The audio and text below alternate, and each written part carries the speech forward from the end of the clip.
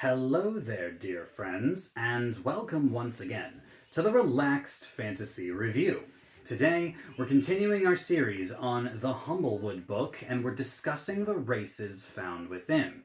Today, we're going to be talking about another one of the humble folk, the mammal like humanoids of this world, and we're talking about the Jerbeen.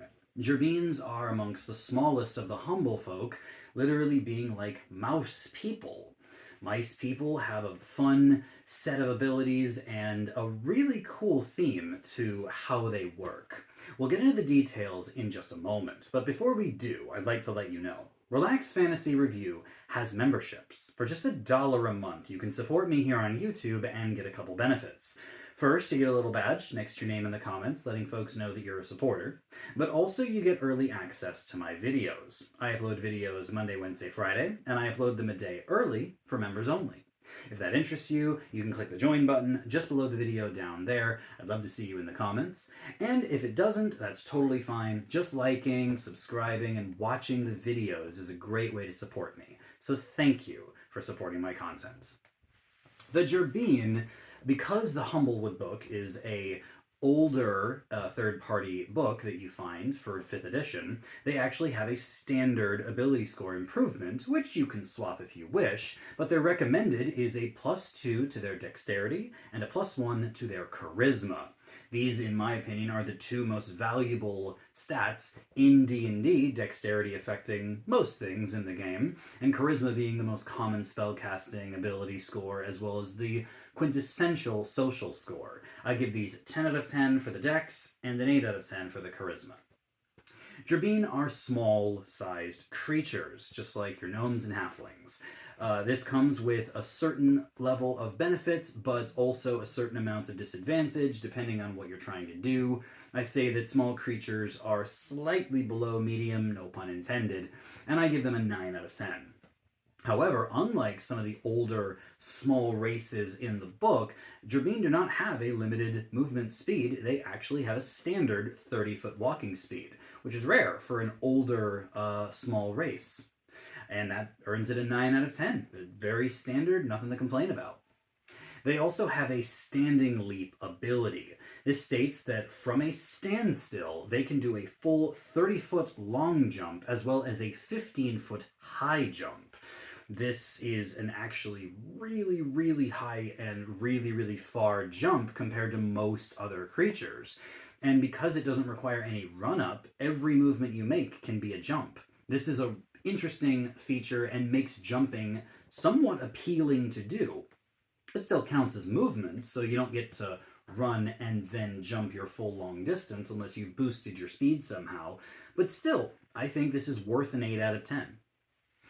And they also have something called nimbleness. This allows them to move through the spaces of larger creatures, and that is most creatures in the game are medium size or bigger. This means that they aren't limited in the battlefield and can just slip past their enemies or allies or whoever. This is a nice maneuverability feature. It's probably not one of those things that's going to come up super often, but when it does, it'll be handy. I say 7 out of 10 for that. Then they get a feature called Take Heart. This gives them advantage on any strength save they have to do, and any ability to resist or end the frightened condition, as long as they're within 5 feet of one of their allies, and that ally isn't incapacitated somehow. Basically, if you're fighting beside a friend, you feel stronger. This right here, Take Heart, is the essential power of friendship. And not only does it have a really nice theme, it's mechanically sound. Advantage on a certain kind of save and a certain kind of resistance to a check. It makes you want to stand by your friends, and I say it's 9 out of 10. And then another great feature they get is Team Tactics, further cementing their teamwork vibe, where they can use the help action as a bonus action. This is one of those things you usually will see in a subclass feature, or potentially if you're other specific races, and I believe this is the earliest we ever saw it in 5th edition, although obviously this isn't official. It's a great power for someone who wants to play the support class, uses your bonus action for something awesome, And since you'll be standing side by side with your enemies anyway, or with your allies, most likely, this just adds to the battlefield's ability to function and the team's ability to do things. And I say it's another 9 out of 10. Finally, Jerbeen live in the Humblewood book, and they speak the common language of the region, which is birdfolk. Everybody speaks birdfolk. And then they speak their own language, Jerbeen. Because they're bilingual, but they don't get to choose which languages they learn, I say that is an 8 out of 10 ability.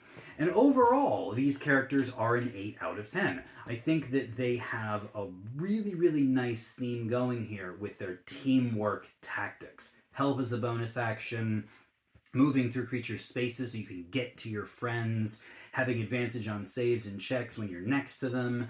It's just good stuff. And I think that pair this with a dex-based bard or rogue or fighter, maybe a charisma caster, whatever, you're going to have yourself a fun character. Nothing here is broken. You could take this character right out of Humblewood and plop them in a regular D&D campaign, and they do just fine. I say Jerbeen, 8 out of 10. Not bad at all. This has been the Relaxed Fantasy Review. If you enjoyed the video, please like and subscribe down below. Have a look for the join button down there, as well as a link to the Humblewood book, written by the Deck of Many. It's a classic 5th edition third-party book, and I highly recommend you check it out for yourself. Have a good one, my friends.